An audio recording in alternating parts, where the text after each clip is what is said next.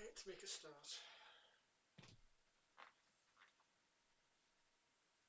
Okay, so I've got a few extra writers on today to help me draft a little bit.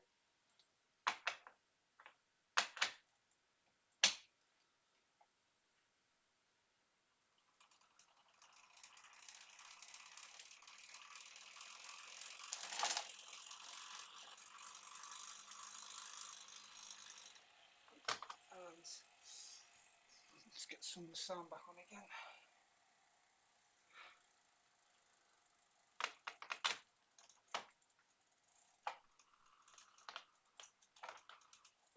Clip in the stupid bloody panels. There we go.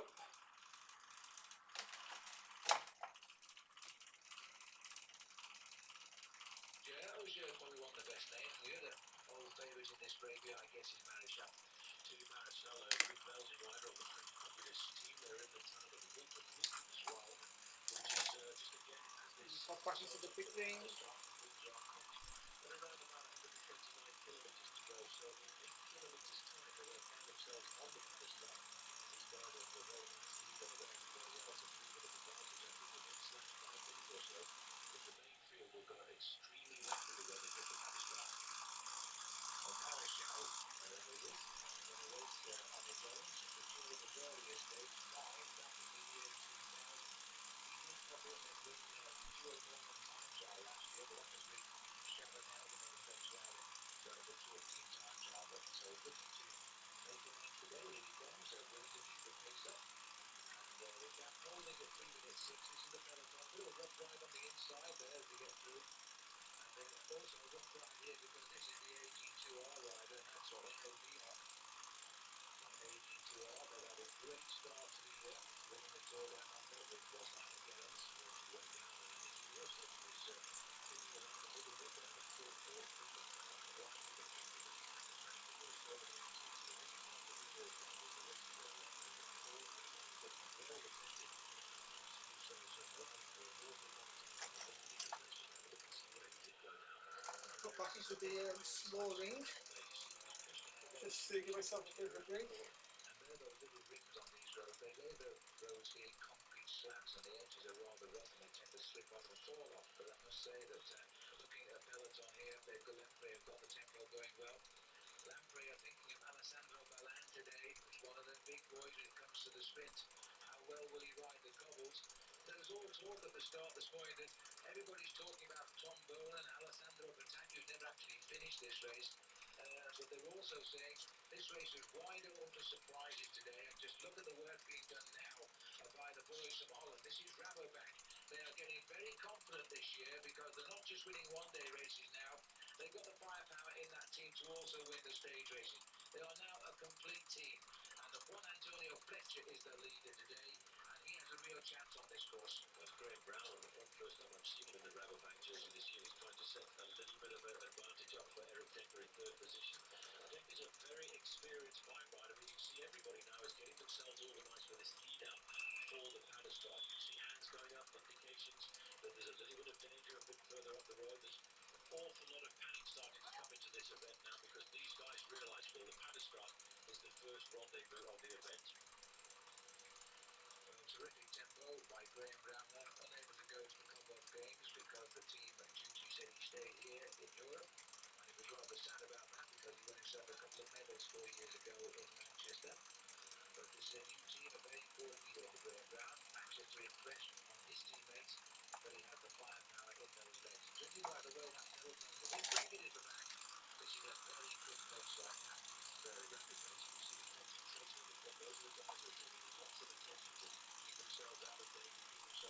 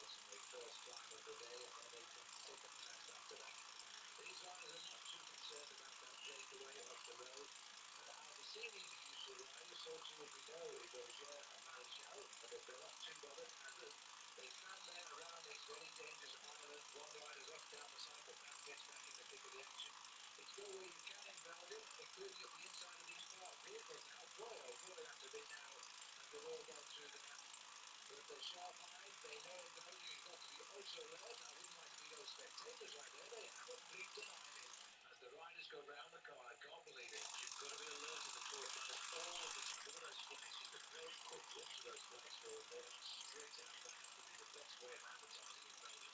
A little section of cobblestones here, just 300 metres of a passeia, as they call it in Flemish, for these riders. Smooth cobblestone, very nice, almost like a highway, before they get themselves set up for the Paris ride, which is going to be in around about now 4 kilometres or so. So there's Zottegem-Steenweg, which is the road to Rotterdam. The riders there went through there, and a little bit of a helping hand near the back from Tiki Marichel. The riders seem to be exchanging conversation. That's Dave Boucher from the Unibet.com team. Team that's a little bit upset. He wasn't one of the wild cards for the Tour de France because they had the firepower, having brought in Baby Cook. Not to be, said the organiser of the Tour de France, which is rather sad because he would have brought in the English rider Jamie Hunt, who is on tremendous form this year. Of course, overall, it's had a fabulous season so far. He's been so close to the win on a number of occasions. I thought that he could have come up with the win just a couple of weeks ago. These are these riders, you see, so even though the wind has dried now a bit, so you can see the cobblestone section, because of those below these very warm fields, there's always water in the side of the road, and with all the preceding cars out there, it has to make the cobblestone section look even more wrinkly. So the riders now here in the front of us are on the cobblestone of the Paris ride, 2+4 kilometres. It's around 1.8 miles. It's a bit, doesn't sound like very much, but I tell you what, once the body starts shutting up, these cobblestones don't hurt.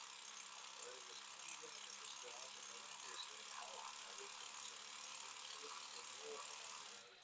The wind is drying the road out very, very quickly. There was blowing, I think, from the journalist who followed the race when they saw how fast the road was drying, as it really might take away some of the spirit lines. But you see, if you make a turn on the inside, you are going to be in a spot of trouble.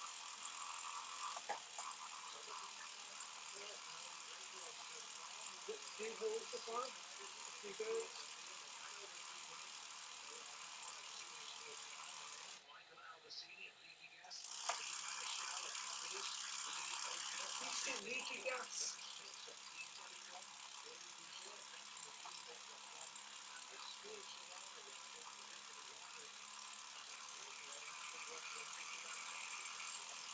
We're now 125 kilometres from the end. The crowd is pouring out, coming down, and off we go. A big lift is kicking in for the Paris riders team now pushing it forward. 71% completed. It's 14 minutes left in the race now. And you can see the riders are actually showing super speed into the tempo cobblestone. But the problem is that it's dry now. You see that rider just flicking his bike. What he's trying to do is lift his bike across from the cement side onto the cobblestone, which is what is a very slippery part of the race here. We've got a gap of 2 minutes and 49 seconds back to the whole of the main field, who are now starting to get just a little bit twitchy. So the riders are 125 kilometres to go, 2:47 the gap, and 2 riders now becoming detached. The other ride there is the Monde Boucher rider, so that'll be Philippe Auger. He's also finding the cobblestone a little bit more difficult, but still very fast. The riders are a little bit around the back of the pace of Philippe Auger. And the record is also now for the white jersey number 8, Philippe Auger. This is his first lap in the Tour de France. We're going to see some ridiculous speeds here in the section of cobblestone. I think the main field will go along here well in excess of 5 kilometres an hour. But it does seem kind of optimistic driving. The important thing about longer cobblestones is that you see how the main field changes the cobblestone. You see them changing from red to gold and white to red. They're trying to keep all the cobblestone advantage. Look at this main field. Oh my goodness, I love it. There we go. They're on that straight now. They're going to walk right the top boys and possibly even on, although I think he's not doing all the work.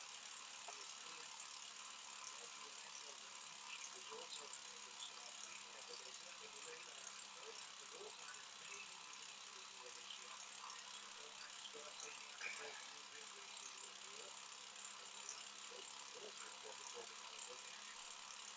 They will battle for the first group here. The Preciso for the moment, Philippe Auger and Victor de Klijpe. Just about, and that's Dave Boucher just in front of him here, but I don't want to know how he's running here. Maybe just because he's got a good ready for the job. You never know, it's going to happen in Tour de France. You wait for the riders to get to the cobblestone. Usually despite that they turn off the Paris line to open the smooth bit of rock here, but look at the damage caused. That's the cobblestone that's really the main field. That main field is stretched out over at least a 1 minute wide. Going around the flat tire here,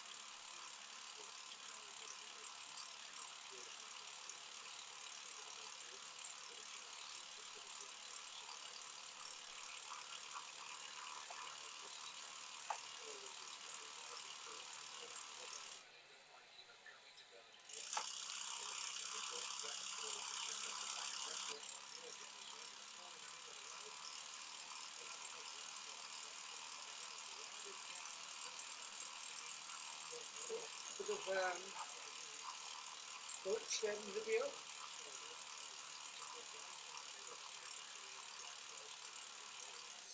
of that. Say 5.8k.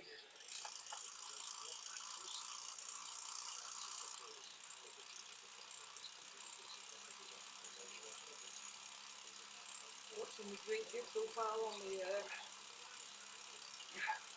bottom right. It's starting to braking again, faster braking.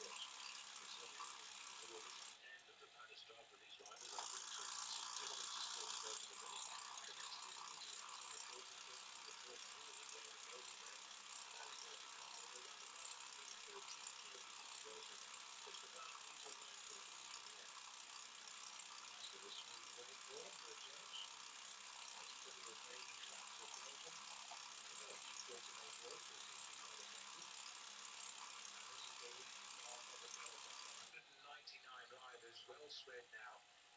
As they've done the windy sector of the race, the truck swing down towards Ostend and back there. There's on the rider panel on the left hand side. You notice now that all the riders that I added to the route all say virtual rider or virtual partner beneath the names, which means they aren't actually riding at the moment.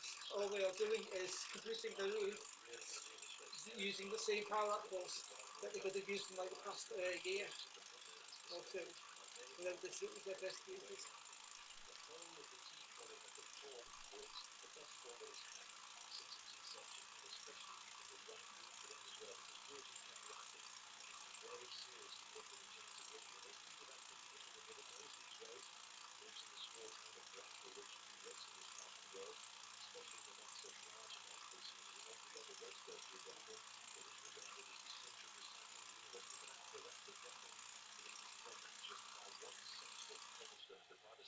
So who knows, in a few years from now, when I can afford to take a holiday and do my planned bike ride from Rome back home to Israel, then I plan to travel through Belgium, and I might actually ride these roads on my journey home.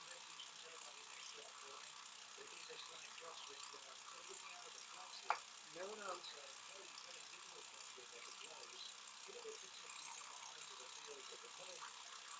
Now, if I do my epic multi-country bike ride, it will be around Easter time,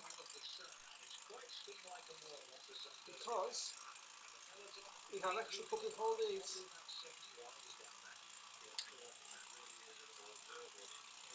So if I think you're thinking about 3 weeks, then I'll have the Easter weekend plus summer bank holiday or public holidays for May as well. So the extra days I've gone to my allowed holiday time.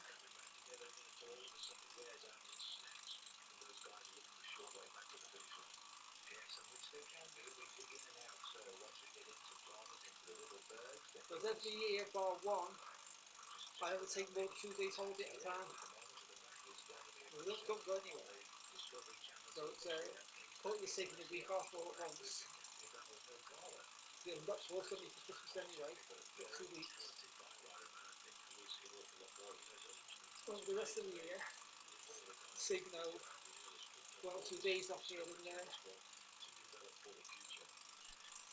Usually centred around the bank holidays and public holiday times. So I get the public holiday, plus I'll be able to allow to leave as well.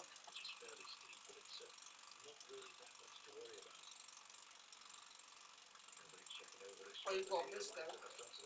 In the past, I've always had about 2 weeks holiday saved, which I then use the money for to pay for house insurance and things like that.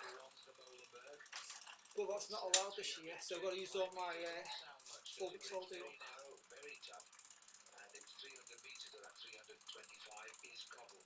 Well, I have to say, I think the most difficult thing about that climb, Phil, is the corner. It's a battle down a road like this, and then all of a sudden it's a right-hand turn, and it's almost a dead stop, and that's the kind of thing that men like Peter Van Petergem know all about.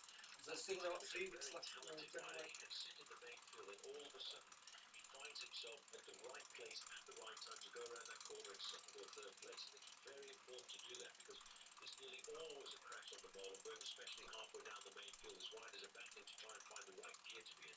And just look, watch the riders here. They're on the sidewalk, the side pavement there. They're trying to quickly get up the outside to get to the front, as they have done. 1 or 2 of them have dropped into first position. And they just disregard the drop and those wonderful wheels they're riding. Who cares as long as I'm at the front of the peloton in the Tour of Flanders, approaching the first climb of the day. 2:58, in fact, a little breakaway. We're not showing much of it, are we? We'll get back up there shortly. Has pulled away a little bit. To remind you of that breakaway, it's Albacini of Leaky Gas, Marichal of Companies, Auger of Hosse de Okay, now 11%, maybe 12. Auger of Unibet.com, and Rienering of the Skill Let's Shimano get it team. going again. Very early pace setters today. None of those 12.5. riders, it's fair to say, is expected to We've win got about the Tour of 15.6, Flanders, but there's some in the 15.18, field up. And there's plenty 16% right free gradient, here. That's a very big field now. It is. It's very compact all the way across the road. 16.6. Couple and the race rider. This is the leading group we were just talking about. 119 kilometres to go.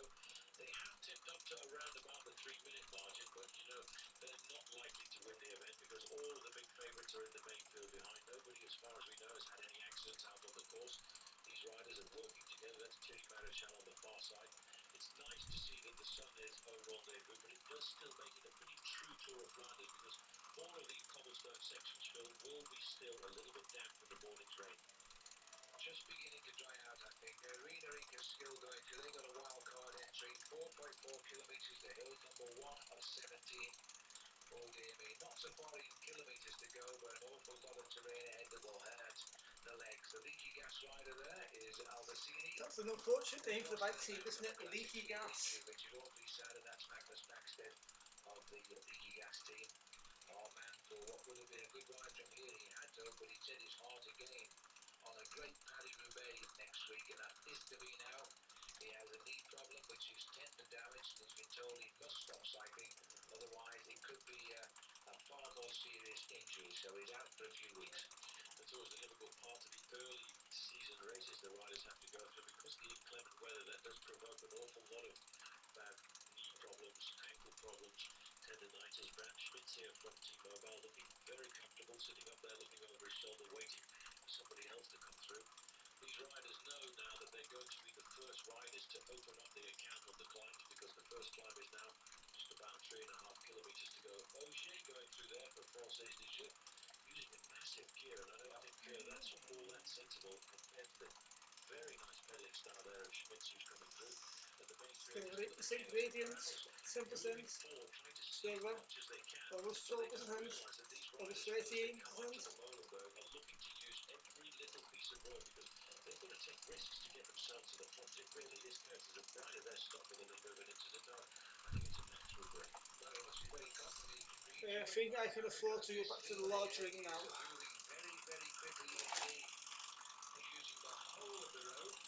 Very hazardous occupation, riding on the outside of the flanks of the peloton, but then again, if you're riding in the middle, I suppose it's just the same. The on one button, turning around, checking on who's alongside in the centre of the picture. Just look at the concentration of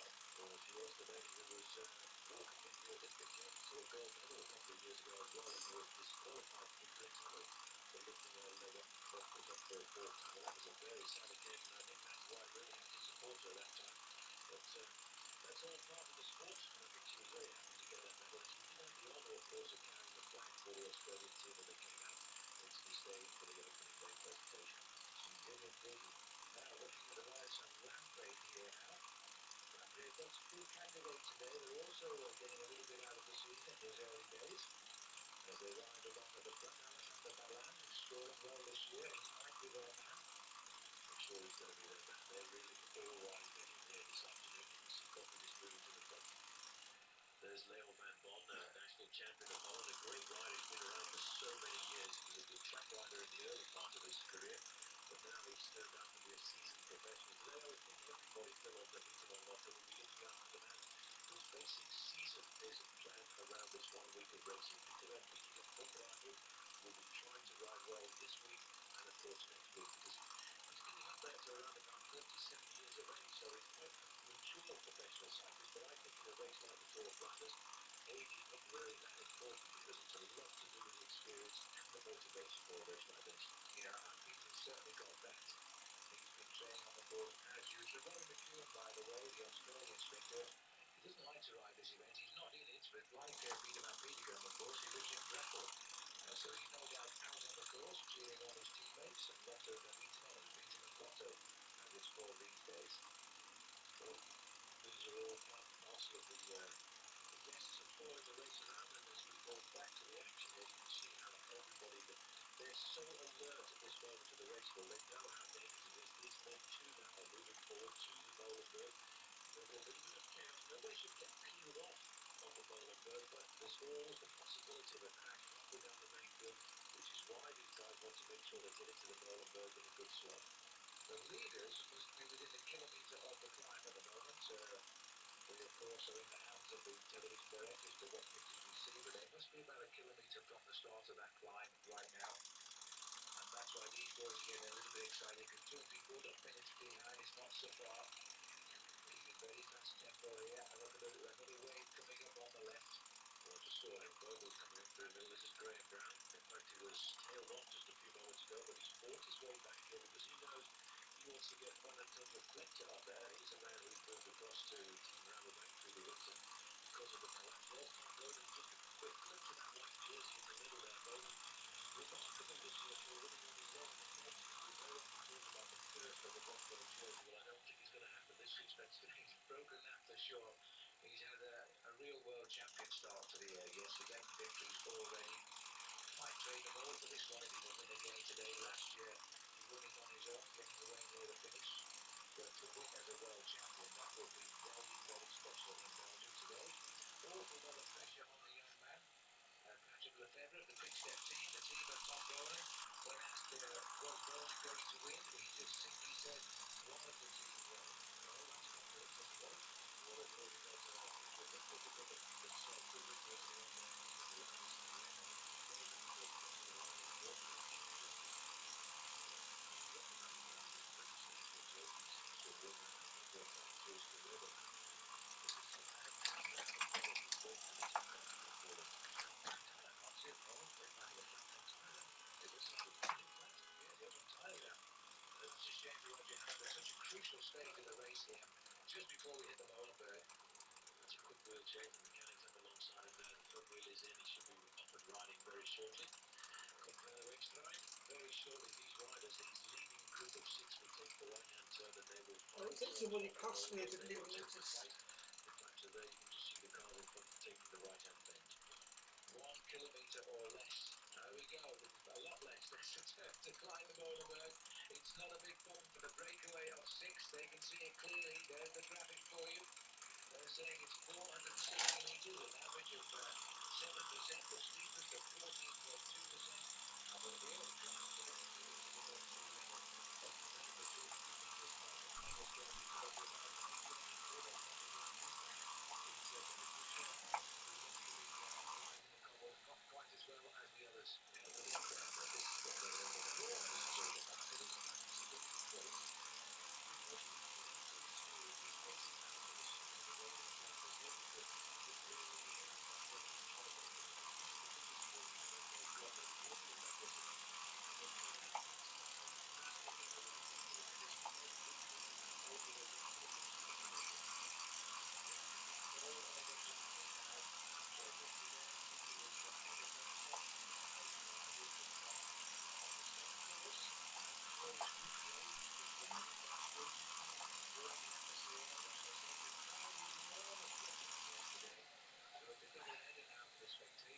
race, of course, with the cream of world cycling. This is where we've got two riders in front of the also the arrival ball is not long enough as well now, but just look how wide this road is for the peloton. Now think of the flyers up there, shows you how sharp the wind is, but basically they're going to be helped at this point if they're going to win. But the difficult thing about the Tour of Flanders is from now all the way to the finish, this race actually zigzags left to right, north and south, east and west. And when normally you've got a crosswind in it, and then you'll have a tailwind, and then you'll have a headwind. That race has been good, starting to accelerate, starting to make themselves just a little bit more cautious. And look at the time gap, Phil. Because of this acceleration, we've got a time gap now of around about 1 minute margin. Well, just look at the strength of some of these riders now, and Tom Bowman just got to the front. This managed to pick up the margin on him, and he's been taken first. The world champion takes the peloton onto the base of Molenberg. He gets the best view. Carnage behind, and Big Tom starts to step on the pedals. The crowd, look at their reaction here, and look at the gear backdrop. That is wanting to look around the corner in the first few positions there, because it is Oh, I'm chaos. gonna miss. Peter Van Petegem is in third place. George Hincap is not far away either. Phil, I'm just trying to rack my brains back here. I cannot remember ever seeing a world champion ride like Tom Boonen is riding here. Not since the days of Eddie. In fact, there you can just see the cars in front taking the right-hand bend. 1 kilometre or less. There we go, a lot less. There's a turn to climb the Molenberg. It's not a big problem for the breakaway of 6. They can see it clearly. There's the graphic for you. They're saying it's 460 metres, an average of 7%, the steepest of 14.2%, and we only climb 32 metres above sea level. And there's the 300 metres of cobblestones we told you about, and again, well, not again, this time, it's David Boucher who looks to be riding the cobbles not quite as well as the others. Yeah, look at this crowd though. This is what the Ronde van Vlaanderen is all about. It is absolutely crazy. Everybody who can get out to experience this race is out of the side of the road in Flanders here, because it really is a day's holiday for Belgium. This is the biggest sporting event they've got. They really love this event, and they turn out in style to come and see it. And there will be people like this on every climb now, all the way down to the finish in Meerbeke. Rent a crowd all over Flanders now, and yesterday I think they told me 17,000 riders took part on the same course as tourist routier, just riding bicycles, enjoying the atmosphere. Then they said the crowd was enormous watching them yesterday. So it's a double header now for the spectators, but this of course is the cream of world cycling, and it looks as though we've got 2 riders in trouble now. Rick Reinering also here with Boucher. It'll be a while before we get by them on this very now climb. Just look how wide this road is for the peloton, and look at the flags of Flanders up there. Shows you how sharp the wind is, but basically they're going to be helped up this climb with a tailwind. Yeah, but the difficult thing about the Tour of Flanders is from now all the way to the finish, this race actually zigzags left and right, north and south, east and west. And when one moment you've got a crosswind, the next minute you'll have a tailwind, and then you'll have a headwind. Now there's the main field starting to accelerate, starting to make themselves just that little bit more cautious. And look at the time gap, Phil. Because of this acceleration, we've got a time gap now there of around about the 2-minute margin. Well, just look at the strength of some of these riders now, and Tom Boonen just got to the front. This man is such a classy bike rider. He's going to take him first. The world champion takes the peloton onto the base of the Molenberg. He gets the best view. It'll be carnage behind as Big Tom starts to stamp on the pedals, and the crowd, look at their reaction here, and look at the queue at the back. Well, that is why you've got to go around the corner in the first few positions there, because it is chaos behind. Peter Van Petegem is in third place. George Hincap is not far away either. Phil, I'm trying to rack my brains back here. I cannot remember ever seeing a world champion ride like Tom Boonen is riding here. Not since the days of Eddie Merckx, I don't believe. And as we're now watching Boonen stamp his authority on the first climb of the day, he's going to eliminate a lot of riders. Van Petegem's made a terrific move. He's third wheel. Boonen isn't interested in anybody helping him just now. But once over the top, they have a tailwind here. Once over the top, they flick left, and then they'll regroup a little bit. I think that's Philippe Gilbert getting in on the action on the right too, and he's a man for this course as well. He's a Belgian on a French team. Looks across there. He sees Peter Van Petegem on his shoulder, and I would think that the leaky gas rider there is probably Luca Paolini. I tell you what, Phil, that was sheer confidence. Last man to win the Tour of Flanders wearing the World Championship jersey was a man by the name of Eddie Merckx, you might remember that back in 1975. That was an awful long time ago. Merckx won with that jersey on his shoulders. It's a long time since the world champion has ridden quite as well as Tom Boonen is here. He doesn't want to ride away from the pack at this point. He just wanted to be at the front of the pack to make sure he was able to negotiate the Molenberg comfortably and safely, because look how far a lot of riders are behind on a 300-metre section of road. And they're all over 300 metres as well, because at the top is Bone and at the bottom they're just about queued around the corner. So life is going to be tough for them now, and this is Riblon of the AG2R team, who is just about going to get over the top. The thing is, you'll catch up on a big bunch of riders, and if you get to the front of the bunch, you find it's not the main field at all. They've already split up. It is very difficult now to stay in touch. There's a little flashback for you. It's a matter of queue up and then work very hard on the cobblestones to get over the top. It really is important. That's why you can see the big names like Van Petegem, like Hincapie, like of course Tom Boonen want to go around in the top 10 places, because it's all a question of energy at the end of the Tour of Flanders, how much energy you've managed to save, because it really is a battle all of the time, and it's a battle for those riders who got stopped there at the bottom of the Molenberg. They're going to have to accelerate now to try and catch themselves back up with the race. Boonen just sitting in the middle there. He looks fabulous on a bike in that World Championships jersey, having a quick chat there with Peter Van Petegem over to his left-hand side. And Hincapie's not too far back. There is Erik Zabel, Phil, riding in the front as well. Now, Erik Zabel would be a good tip for the win here this afternoon, because I have to say Zabel seems to be really enjoying this change of teams that he's had this year, moving across to Milram, looking after Alessandro Patacchi. He never seems to lose his enthusiasm, but he's faced up to his new team like it's his first team as a professional, which it most certainly is not. Meanwhile, up the road, Ludovic Auger is the rider here. We're down to 4, I think. I don't think the other two have come across this gap. And Mikel Albacini is the rider on the front. Very contrasting styles of all of these riders up here. The big strong pacemaking of Bram Schmitz. He's the big tall man with the long thin legs, and then comes the rather suffering image there of Ludovic Auger, and followed by Thierry Maréchal, who's getting something of an old time in the peloton these days, but he's been around a long time at this level of cycling. He certainly has, and as a Belgian, he's enjoying riding at the front of this race. A French-speaking Belgian, albeit, but certainly he's got a chance here of showing himself off to the crowd. The main field's starting to regroup, and that gap has stretched out once again. 2 minutes and 32 seconds back to the group here, and there still is a very large number of riders in the peloton. I think the first major sort out we'll have, Phil, is when we get to the Old Quaremont, because that is a very difficult climb. Steep at the start, but a very long false flat afterwards. That's Matty White at the back there. He got caught out going back to the team car to look after one of his teammates. He's probably waiting to see what the position is of Roger Hammond, who I don't think will have got back just yet. No, it would be very, very hard, in fact, for Hammond to get back just now, as we're getting up towards Oudenaarde at the moment, and then we'll get into Kirkgate or Churchgate, and then they've got 3 kilometres of cobblestones, and this is all part of the build-up to hill number 2, which is the Wolvenberg. So it's not long now before they start bashing the brains out on 3 kilometres of cobblestones. Henk Vogels over on the left-hand side got himself through the Molenberg nice and safely. Thank you very much. And that was after leading out Peter Van Petegem into the corner. Stuck in the middle there. Quick glimpse. I just caught sight there of Paolo Bettini riding comfortably at the front end of the main field. A lot of quick-step riders at the front end of this peloton. Their job this afternoon is to look after the big man, Tom Boonen. He's going to be a difficult man to beat.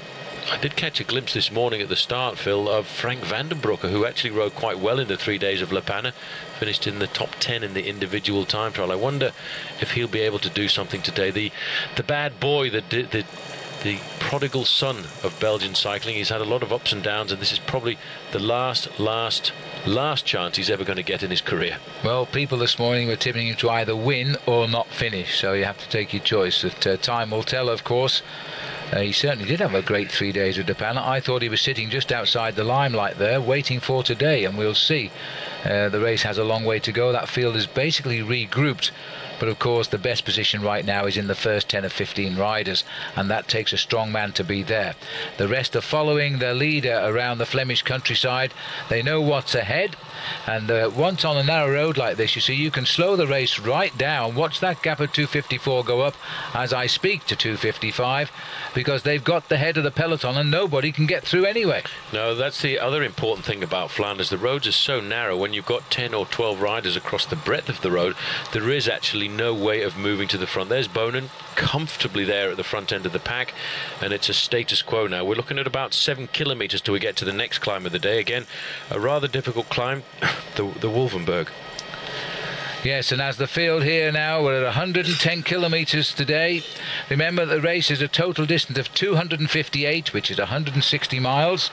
Tom Bonen having a little bit of smile, a little bit of a shunt there at the back, and that's Perez, Marlon Perez, Colombian rider from Team Tenax. They're also a wild card. And a very good climber. A little bit surprised to see him chosen here, but back on the saddle. He probably got, here we go. Oh, well, that's how you dismount a horse, but I'm not sure about a bike. So he's gone off. He was very, very lucky. He's smiling. That was an amazing piece of bike riding, I have to say. Obviously, he was able to twist his feet and get out of those clips and went over the handlebars. I don't think I've ever seen that before. Took him by surprise. I've seen crashes that are very similar to that in Belgium. I remember seeing one guy actually get his front wheel locked in the section of cement between the two sections in the middle of the road. His front wheel just jammed, and he ended up perching on the front wheel and eventually fell off. There's Vogels, looking pretty good, and getting himself back up to the top. Team Telecom rather relaxed now. They must be feeling a little bit miffed that Eric Zabel isn't on their team this time around, because he's right up there at the front. This is the 3 kilometres stretch of Cassium cobblestones for the leaders now. It looks as though we're still only 4, in which case we've lost Rick Rienerink and David Boucher. They don't appear to have rejoined.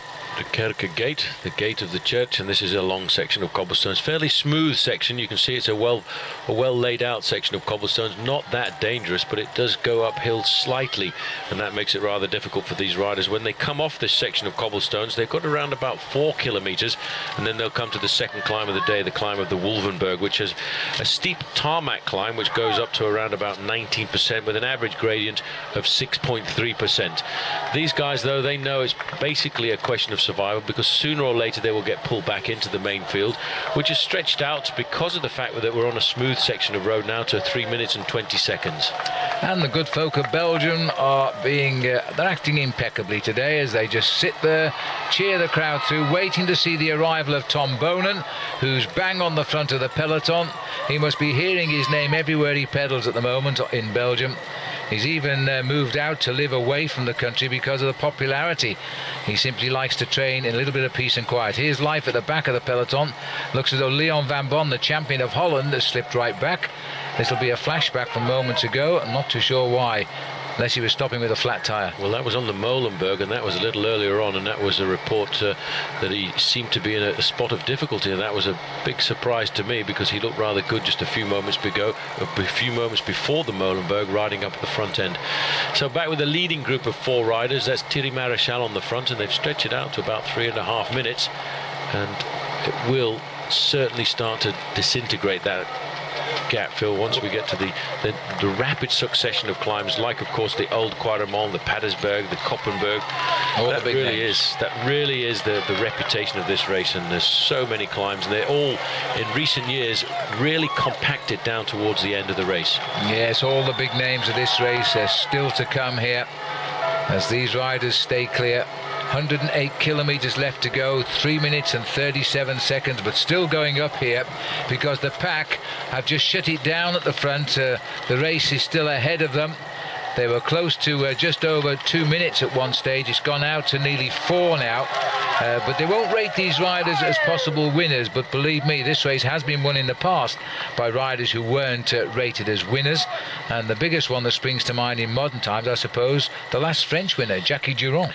Jackie Durand. There was a race a couple of years before that when a man who from Belgium was a rather surprise winner, René Martens, and that was on a day like today when a breakaway of 10 or 15 riders got clear. They were given a 10-minute advantage and they were never seen again. So tactics can really play out in the Tour of Flanders, but I think the level of the sport now, the teams are so well drilled, so well disciplined, they dare not and would not let something like that happen. Hey, but watch this now, because this is Gerolstein in the light blue jerseys here getting into the action. They've hit the other end of the 3,000 meters or 3 kilometers of cobble cobblestones. Plenty of help coming from T-Mobile just now, despite the fact they have a man in the breakaway. He's a throwaway today as far as they are concerned, nothing to do with their tactics. He's up there and working hard and being chased here by his own team at the minute. And I think they've got great hopes for Andreas Clear today. Marcus de Berg was the Gerolsteiner rider on the front there. He had a very good finish to Paris-Nice, taking out the final stage, and what a win that was on that occasion. He got dropped about 95 times on the Col d'Ez, but still fought his way back and surprised everyone with a very clean sprint down towards the finish. Well, that was Mox's first win, Paul, for 4 years, and so he deserved it. He certainly did, but what a battle it was for that win. I do remember commentating on that and seeing him get dropped, and every time he got dropped, I thought that was the last time we were going to see him, and he pulled himself back and he managed to survive. This is a long section of cobblestones that these riders are looking at now, 3 kilometers long, and once they come off that, about 4 kilometers, and they'll then have to attack the Wolvenberg, a very difficult climb. But it is a most important time in the race here when you have to keep yourself up at the front end of the peloton. You can see how difficult it is. There's a lot of puffing and wheezing going on at the moment. That's Zberg over on the right hand side, and every time we see these accelerations, we see the main field stretching out into a very long line. Judging by the way the riders are over to our right, their left, the wind is coming right across them now. It is, you can see that flag at the top of the picture there, pushing them right over. Follow my leader, 3:41, hovering, 107 kilometers, not ticking off too quickly just now, but concentration at the front. Looks like Pataki for the first time is also forcing his way into the thick of the action. That's an interesting one. He's vowed to try and finish the Tour de Flanders. He's only 2 attempts before. He hasn't made the finish. Well, let's see if he can get there this time around. Well, he certainly would like to there. Number 174 is Graham Brown. Brownie, I'm expecting a lot from Graham Brown this year. Once he gets himself settled out with a new team, I think we'll see him win 1 or 2 races. He's an Olympic gold medalist, in fact a 2-time Olympic gold medalist, the Madison, and of course the team pursuit. A great bike rider. I'm glad at last, Phil, in his career, to see him riding for a top team. Well, this is life at the back of the peloton here at the moment. The boys from AG2 are slipping out of it just a little bit and not looking too active, are they? We've just seen in there, I think it was Riblon, I think it was Christophe Riblon. As the riders now are together, all together doing the work and doing very well indeed. But a long way to go yet, 106 kilometers. As the riders try here now to do something about the breakaway, but the breakaway has never been their concern. Their only concern, Paul, as to hold position at the front of the peloton. They're basically riding against themselves. They're not too worried at all about that breakaway. They know they'll pull them back once the big accelerations start. In fact, I think I caught a little glimpse there of Matty Heyman also riding for the Rabobank squad. Heyman coming here almost immediately from Melbourne, where he won himself the gold medal in the individual road race, and he was able to force the team to allow him to go down to the Commonwealth Games, and good job he went, really, because he got probably one of the best wins of his career. Yeah, this is his first road race win for a number of seasons as well. He did it so well, riding in the colours of Australia. In Australia, you can't do much better than that, I don't think. Liberty Seguros struggling a little bit at the back. And you can see how difficult this race is starting to be. It's now coming into the zone where we are looking at elimination from the rear. And big sign there at the side of the road for Ludo. I presume that's Ludo Dirksen's. Well, he's not actually riding the race here this afternoon. But, you know, most of the Belgian fans, Phil, they're not really worried. No, they'll cheer anybody right now. Ludo's just retired. Must be one of the oldest guys in the peloton, just before he gave it all in. And one of the big characters as well. And they're the characters we'll miss as the season unfolds, I think. We're watching here the breakaway now. The Kop van de Wedstrijd is the head of the race. 3:42, still building, but ever so slowly now as they're heading up towards the next climb of the day. There it is. Another lovely crowd on it, of course. They know where all the climbs are here. Well, the Wolvenberg is around about 800 meters of climbing. It's 17% at the bottom. Only climbs up 40 meters in altitude. The average gradient is 4.7%. And this is again an indication of the crowd that is turning out here today for the Tour of Flanders. The Flemish Championships, the World Championships, as far as the Belgians are concerned, for them, this is probably the most important race of the whole year. It is a fabulous crowd that has turned out. The leading group here, these 4 riders, are holding on to a 3.5-minute advantage. But you wait until the main peloton starts to chase. That will be wiped off the board very quickly. 105 kilometres have gone at the moment. It's a nice climb for these riders because it's a good surface of the roads here. Pretty steep at the bottom. You can see Look at the flags now, the opposite way to what they were before. Well, that's the funny thing about Flanders, Phil. You've got to pay very close attention to those flags, because 1 minute it's indicating the wind coming from the left, then it's from the right, then it's head on, and you can see that there's one or two riders already starting to go off the back of the group here now. There's another problem here. And is that Henk again? Looks like Vogel's getting onto the radio, telling them that he's got a problem, and this is not a good time to have it. Well, flat tire, and in fact it looks as if he's broken his gear mechanism. That's tough for Vogels, because his car is a long way back now, Phil, because one or two riders were getting dropped. So for Vogels to catch up now, it's going to have to be a very big superhuman ride. That's the end of Henk, I'm afraid to say, the Australian rider from Perth. He rides the Vitamin Lotto. He gave his wheel, remember, earlier on to Peter van Petegem, and he doesn't deserve luck like that. But I don't think he'll get back now. The tempo being built at the front by Leaky Gas here, who also have candidates in the likes of Luco Paolini, who was placed in Milan-San Remo. And so they'll try and work for him today. He's a good finisher. This is a tough man's course, this. You don't need any more talent in road cycling. You don't need to be a great climber or a great sprinter. You just want to be a hard man who can hold position.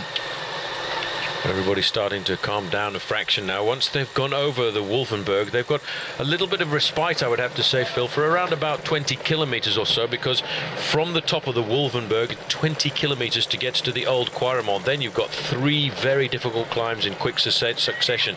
You've got the Olde Quaremont, you've got the Paterberg, and then you've got the Koppenberg, and it really makes it a very difficult recipe for these riders to live up to. These are the back end of the group, and there's a lot of riders now starting to suffer in the race, Phil, because of the crosswinds, because of these constant accelerations, and this is when the race is really starting to get just that little bit tougher. 103 kilometers to go to the finish. That leading group of 4 riders has almost 4 minutes advantage, but that's not something I don't think anybody in this race for the moment is worried about. A mere 60 miles to race. It doesn't sound very much, does it? But this is the Tour of Flanders, and this is where these boys have been under pressure now ever since these little climbs started. We've only done 2 of 17 of them. Every time they go over them, there's a big split in the peloton. The rider behind have to waste a lot of energy to rejoin the front runners, while the big names are riding. As far as we can see, most of them have got position at the front. Van Petegem, we've caught occasional glimpses of, I thought that rider had gone the way he jumped on the pavement there from Française de Jeux, but he jumped up the paving stones. Okay, Bataki is up here too. We've had glimpses of him. The world champion Tom Bonen looking immensely strong right now, and may yet be the man to beat today. Well, immensely strong and immensely immaculate, I have to say. This man really is getting rid of the former curse of the World Champions jersey. 11 wins under his belt this season. He now is starting the little ascent of the Wolfenberg, a climb of around about 800 meters. 17% at the bottom, but only an average gradient of 6.3%. Not too much to worry about for these guys. But Bonen, Phil, it's amazing to think that this guy is only just 24 years of age. He seems to have been around forever, and he rides with the power and dedication of a man who's been a professional for 10 or 15 years. He has so much confidence. He is a rider that we've all come to love, and he did sign, of course, for the American team US Postal, because he was in effect discovered by the manager of the US Postal, now Discovery Channel, Johan Bruneel. But he wanted out of the team, and he wanted to break his contract. And really, if a rider wants out of a team, even if he has a contract, his heart isn't in it, so you may as well negotiate and let him go. He went across to Patrick Lefevere's setup, and the result is he's become currently one of the best bike riders in the world. He is just 25 years of age, and he has won 57 races. It's amazing. It is really remarkable. 20 races last year, 24 races the year before that.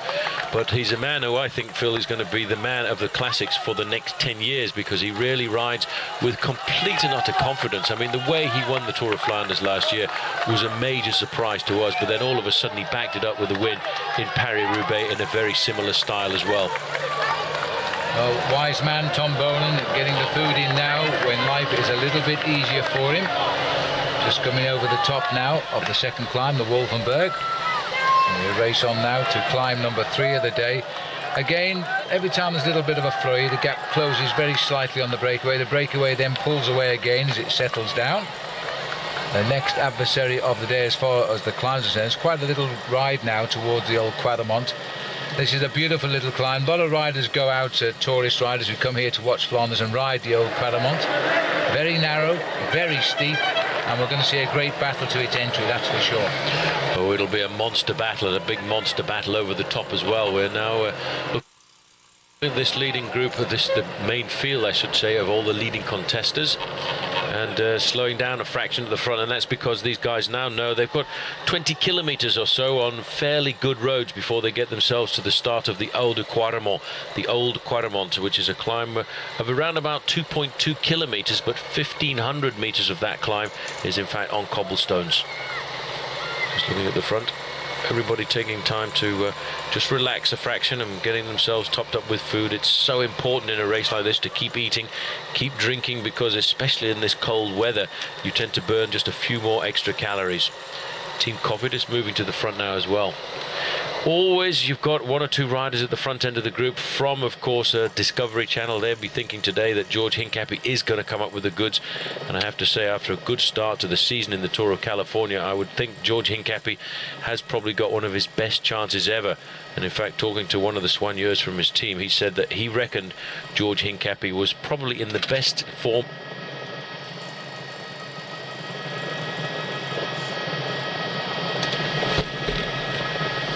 So 101 kilometers to go, 4 minutes and 6 seconds, and they are still all over the front end of the main field. Cofidis, interesting to see them riding so well at the front end of the main field. They're a local team from just across the border in the northern part of France. They could be thinking about trying to protect really the position of Thierry Maréchal in that leading group, because I don't see any of their men being major contenders. Rick Verbrugge might think he can do something. He wears number 97 for Team Cofidis, but these guys now, I think over the next few kilometers, the next 20 minutes or so of racing, will just try and relax, if you can relax in the Tour of Flanders, because the race, to me, Phil, is really about to begin at 80 kilometers to go. Well, just looking down the honours list, Paul, we've said it before, 63 times that Belgium has won this race, and that compares with Italy and the Dutch 9 times apiece. And there's a long, I don't think nobody's ever going to obviously catch up those wins by the home nation. A lot of those wins came in the early years. It hasn't been a great period of wins for Belgium in recent years. Tom Bonen started to fly the flag now since the retirement of Johan Museeuw, who won it 3 times. But apart from that, we've seen the Italians start to get their grip on this race, and also the Germans, because Stefan Wesselmann, who won, was only the second German since the former world champion Rudi Altig won this race, and between them they've got the only 2 victories for Germany. And Switzerland, well, they haven't won since Henri Suter, and that's an awful long time ago, when Suter won back in 1923. Even I wasn't born then. No, that's true, and there's not many cyclists work. But you can see a lot of lamprey activity at the front end of the main field. Alessandro Ballan, Phil, a lot of people believe he's got the ability to win this race here this afternoon, and that's why their jerseys are moving to the front end of the pack. But I think it's a little bit of time out for the guys now as we go through 99 kilometers to go. 19 kilometers to the Old Quaremont, and one of the early breakaway of 6 riders, Reinering, is about to get caught by the main field. But I have to say, he's given his team a little bit of exposure on television this afternoon. Nice to see the old skill jersey. Reminds me of a man by the name of Sean Kelly. Indeed it does. It's a continental team now, but he got in here as a wild card. It looks as though he might have a little bit more effort in that body still, wisely waiting as they dodge the cars. Quite legally parked off the road, but the riders have made the road that little bit wider just now as they race back into the action. And that flotilla of motorcycles getting a little bit too close. I think they should be moved on by the race referees, because if those riders do attack, they'll be swamped. Well, one of the riders on the motorbike, in fact, who's in charge of making sure the photographers don't get so close to the front end of the race, is a man by the name of Frank Hoster, a former winner of the green jersey at the Tour de France, and of course a winner of the great Ghent-Wevelgem Classic. I saw him this morning just before the start, Phil, and I reckon he probably could have jumped back on the bike and got himself to the finish of this race. He did look pretty fit, I must say. Well, Team Milram now, all at the front end, thinking about Alessandro Patacchi. And I have a feeling that, I do believe that Eric Zabel will be the man who rides best for Team Milram here this afternoon, because I think this race is just a little bit too difficult for Patacchi down towards the end. Well, we've seen Eric in the bunch. I can't see him at the moment. The Milram boys, though, obviously know that Patacchi and Zabel are here. That's why they're riding at the front, looking very relaxed and calm, keeping the tempo up. These are strange races for the majority of the non-Belgians in the event because of the road situation here. The road furniture, the constant splitting up, the cycle paths. Outside of race days, of course, it's against the law to ride on the road on a bicycle. You must use the cycle paths. And so it is a different racing condition for many of the riders visiting the country. And that's why the Belgians, I guess, do have a strong advantage here. Well, it's an interesting point you raise there, because for a lot of these riders from France and from Spain and from Italy, when they come up here, they're actually completely and utterly lost. They're disorientated because of the fact that the race is zigzagging all over the Flemish mountains here. For the Belgians, they know exactly where they are at any one time, or of course riders like George Hincapie, who's ridden this race on a number of occasions. He feels pretty much at home here. In fact, for a long time he lived in Belgium, not too far from Kortrijk in the little town of Hoelichem. I think if you're a professional cyclist, he's Matty White moved up now, and he's brought George, and he's having a word with George. He's trying to say, you okay behind me, George? I'm not going too fast for you, am I, George? As George looks pretty cool and collected off to the left there. Matty White back on the team. Delighted to be back, I must say. Discovery taking him back. I think he's about the only guy to return to Johan Bruneel's squad, because once you leave, it's normally for keeps. But he went to Cofidis, Matt White, and he's come back. He was very popular, especially with guys like Lance Armstrong. He certainly was. This is the town of Oudenaarde, and that's where, if you ever get a chance to come and visit Belgium, you can go and visit the Tour of Flanders Museum, and it's very well worth the visit as well. There's an interactive part where you can go through and find out all the information about whichever hero you choose, whether it's Roger de Vlaming or Eddy Merckx, and they got some great old bikes and a couple of very nice old team cars when you go downstairs. And there's also a very nice in-house cinema to watch some of the old footage as well. And did you see that rider, Paul? He went straight on behind the crowd. He's lost all his position. He's now at the back of the band. I'm not sure what happened to him there at all, but he certainly did seem to go the wrong way. There's been an accident. There was an accident at the front there as well. That's what the little bit of confusion was for. Maybe that's why that guy just went straight on in the corner there, because in the middle of the road there is a rider down, and it's a Discovery rider, because that's the Discovery team car that has stopped there. Yeah, you're absolutely right. A rider has gone down in the Well, it's Milram. No, it's Team Milram. It is Team Milram looking for a bike. You're going to get back in the action. The same is Cortinovis, who got away. Good spot there, Paul, because the camera didn't pick him up falling down there, but that possibly does account for one rider going straight on to avoid the fall. Bit of panic. You see everybody at this moment is on the edge of their saddles. They're waiting for this. You actually hear the noise of a crash sometimes before you actually see it, and then some guys just panic, and I think that may be what happened to that rider who went straight on in the corner. But Cortinovis went down pretty hard there. This is Matty White at the front, and yeah, it is an interesting point that you raise about Matty White being one of the very rare riders to come back in here. I don't think he wanted to leave the team. He just wanted a chance, if he could, to try and get himself into the Tour de France. That's absolutely right, because he was always the man who never made it on the Tour de France for US Postal, and in the old days he was the one left out, and it was always a big sadness of his. He could see his career coming to an end without ever having been able to say, I have ridden the Tour de France. And so he moved over to Cofidis, and the first year he was with Cofidis, he got selection for the Tour de France. He got to the start in Liège in Belgium, and 2 hours before the start he fell off and broke his collarbone, and again he didn't make the start of the Tour de France. That was very sad for Matty, and it was actually warming up on the prologue route. This is Jan Boven on the front here for Team Rabobank. Rabobank have had a pretty good start to the season with a win in Tirreno Adriatico by Thomas Deck, and he's a rider that Phil, that the Dutch really are following his progression. He's come up a long time. We've seen him ride for the Rabobank 3 team, the Rabobank Continental team, and now finally he's made his way through to the top ranks, and I think he could be the top stage race rider for Team Rabobank over the next 10 years or so, as long as he keeps the natural progression which he seems to be following. Well, the peloton reorganising at the front here. White's still up there. Just to finish the story of White, he has finally ridden the Tour de France. He did it last year, and he finally finished 123rd. But where you finish doesn't really matter. It's the work you do for your team during the ride when you're not expected to win the Tour. Hand up there from a Crédit Agricole rider, as just going around the corner is Christophe Mongin from Française des Jeux. Mongin, former stage winner in the Tour de France and a former French national time trial champion and a national road race champion. I can't quite see that sign there, but I'm sure it says Ronde, I think. Ronde, yeah. As we draw it away, it becomes more clear. That's a human sign saying Ronde, and something else, of course. That's what they're advertising, the Centrum Ronde van Branden. This is exactly where the museum is, right in the very heart, the town square, in fact, of Oudenaarde. And this is where the ladies' race started about 11:30 this morning local time. And the ladies doing the final few kilometres of the same route as the men. It'll be interesting to see. They normally come in around about an hour before the men finish. Well, let's hope they all come in the same way this year, because last year the winner came from the left of our commentary position and the peloton came from the right. So I did joke about that this morning with the organisers. They said they're going to try their best to get it right today. What happened was, just about 2 kilometres from the finish, the peloton followed the vehicles that were being turned off the race route, and they came in the wrong way. I suppose it was the quickest way to the finish. Well, it was not helpful, but they did get a result somehow. I'm not sure how.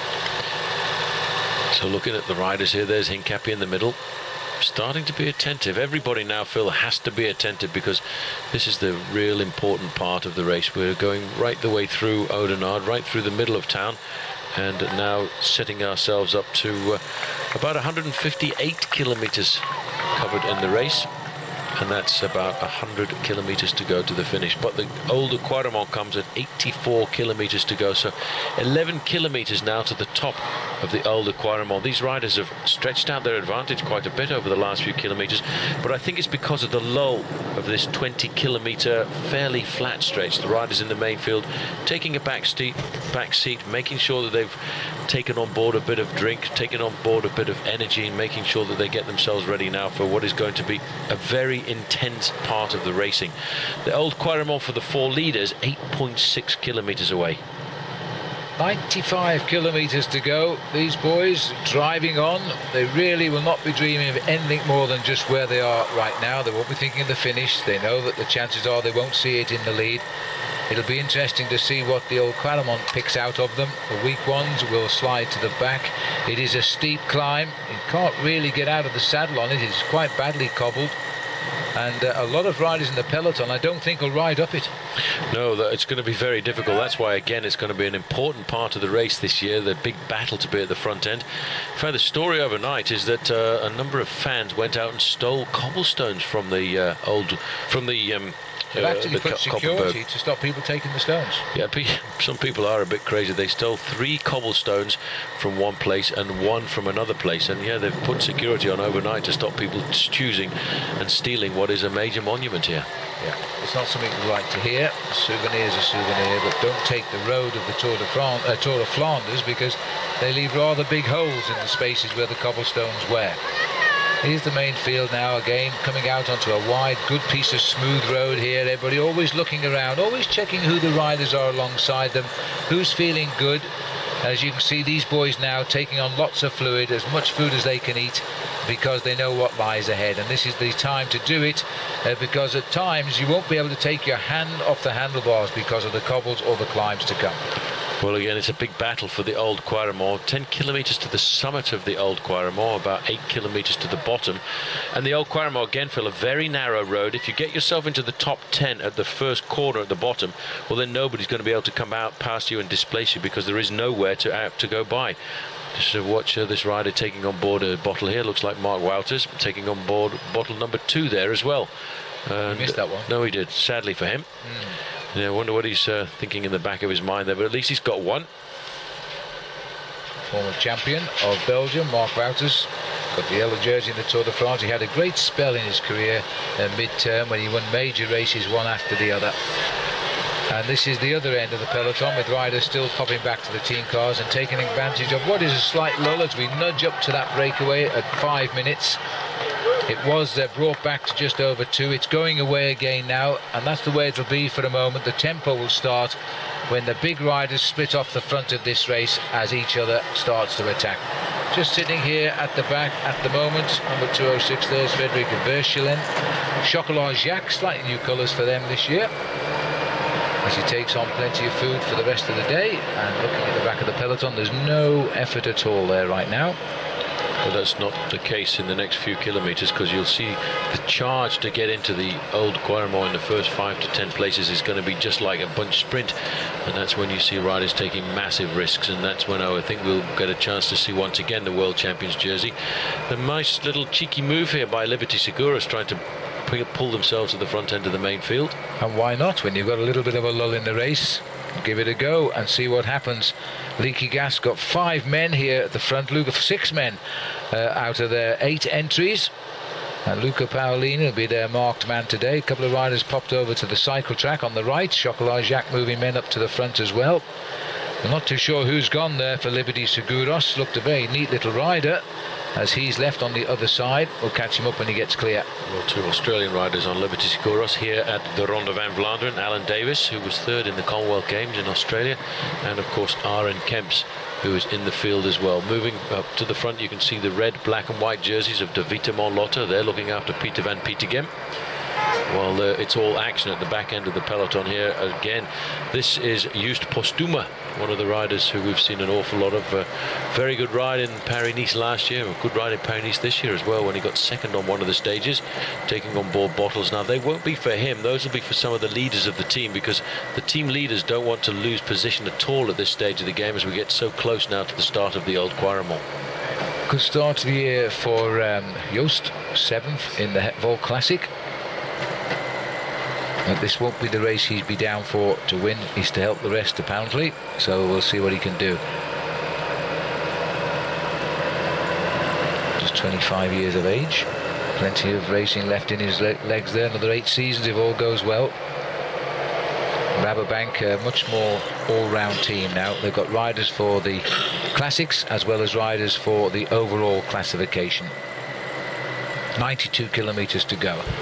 Nudging up slowly to that 5-minute margin, and I think that will be about as much as they get today, that breakaway, because we're moving towards the fast succession of hills. The Old Quaremont will be next as we head in towards Kluisbergen, and once we're on the Old Quaremont, that leads us just over 50 miles or 84 kilometres to go. It's a fairly good race now to the Old Quaremont. Good roads, a little bit narrow occasionally, but basically smooth surfaces. Look at the face of Matty White here, doing his job as a professional bike rider, as he always does. Not far away from him, Yaroslav Ekimov. This, I think, today, Phil, is all about George Hincapie. I wonder what Hincapie thinks in the back of his mind, because to me, he's the ideal body for these races, and he rides very well over the cobblestones. A quick chat to him back to the team car, Johan Brunel and Dirk de Mol in that team car.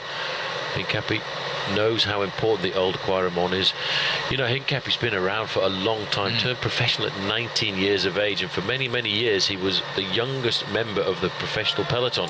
Now he's becoming very much one of the elder statesmen, and last year was a massive change for him. And I was just joking with one of the Belgian commentators before the start. We talk about, you know, the number of riders have won Paris-Roubaix, Tour of Flanders in the same week, and the Belgian commentator said to me, well, nobody's ever won at Luz Ardiden, Tour of Flanders in the same year. Well, it is a 12-month period, I suppose, and that would be amazing for a mountain top winner to win the Tour of Flanders. Yes, it could well be right, but we'll see. He's looking good. Let's leave it there for now, because so often George has looked good and it's not quite worked out for him at the end. It did come good in Ghent-Wevelgem, and that's not very far away, and of course that comes up this week as well after this race is over. George will ride all 3 events. This is Thierry Maréchal now tapping through for Cofidis. 4:44, seem to be settling down again. They're not pulling away now. Bram Schmitz is the T-Mobile boy, but he's got no friends on his own team back there, because at times they're being forced to set the pace. Well, they really believe that Andreas Clear can win this event this afternoon. It's a pity they lost Eric Zabel. I'm a bit surprised at a team who's had so much goodness out of a man like Eric Zabel for so many years, when they've put a lot of money into Jan Ullrich, who has not been really capable of doing what they paid him for, and that's winning the Tour de France again. A man by the name of Lance Armstrong seemed to get in his way every year. But Eric Zabel, I think, rather sadly, not paid up for all of the years of his great service to the squadron. He decided he'd move away during the winter month and went across to Milram, and I think that's going to be a big asset for Alessandro Patacchi. Now there's a problem. David Boucher, he was in the breakaway a little earlier on, and he's now back in the main field. So we've seen the 2 riders who were dropped on the second climb of the day now fall back to the pack. Nobody with Zanini setting the pace here at the front on the left, as these riders are getting it all together now. It's Matty Heyman on the front, on his wheel Juan Antonio Fletcher. Strange to see Fletcher riding for Rabobank. A lot of the riders really caught out by the collapse of Team Fassa Bortolo towards the end of last year, and a lot of riders had signed a rather strange contract with a team that never actually occurred, and so that's why many of them ended up battling to find themselves places on other teams in the last month of the season. Well, Heyman's dead centre now. He's going to arrive with a lot more confidence. I was in Melbourne when he won the Commonwealth Games gold medal for Australia, but it wasn't just that, was the way he won it. and like a lot of the riders from Australia, they've had to fly back here for this race. Now it looks as though Française Deschamps has decided to try and raise the ante a little bit. Well, they'll be thinking about Philippe Gilbert, who is a rider now starting to ride with a certain amount of confidence when it comes to these races in the northern part of Belgium.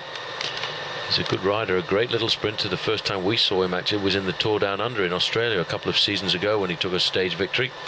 But since then he's become a very solid professional bike rider. Chocolat Jacques exchanging drinks at the front. The Liberty Seguros rider, we never did find out, so I presume he's back in the bunch. Tom Bonan there, just riding behind teammates, staying as protected as he can. His eyes always moving around, checking who's moving up. It's such a fluid peloton just now, all getting very worried about the approach of the old Quaremont, because it's a real battleground, this one.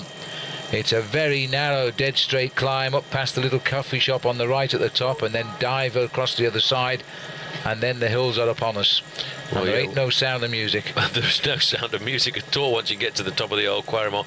All you've got is the whistling of the wind in your ears and the vibration of the cobblestones going up through the bikes, and then it's a quick repetition straight over the top, a bit of flat land over the top, and the riders go along the Tour of Flanders street, the street up at the top of the old Quaremont. Then it's the Paterberg, which is a difficult climb at 20%, then a brief dash down into the valley again to then set themselves up for the Koppenberg, which is going to be very important this year, Phil, because of the fact that the road is going to be very dry. That's Martin Den Bakker there. I hardly recognized him in the Milram jersey. He's piloting Alessandro Patacchi to the front end of this group.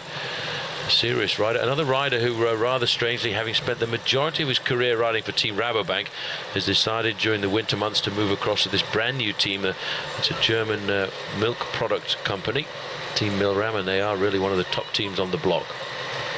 Yes, well, he's getting a bit old in the tooth now, arguably. He might be one of the oldest riders in the race now at 37 years of age, Martin Den Bakker.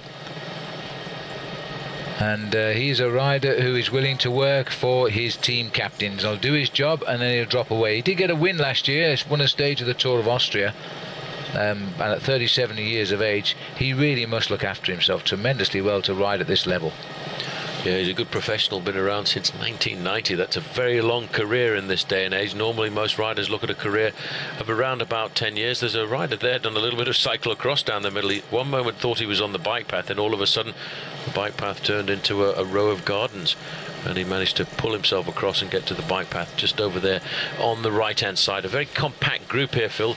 A lot of nervousness. You can see even the team cars look nervous behind, because everybody knows this is a very strategic point of the Tour of Flanders. For me, the race really does begin nowadays at the older Quaremont. In the old days, in fact, the old Quaremont used to be around about 150 kilometres ago. There's a crash there, and it's a Discovery Channel rider gone down. And that's a nasty fall. It's not Roger Hammond, is it? It looked like Roger Hammond the way he went down. Well, he's hit his knee, probably on the handlebars or that nasty cobblestone just there.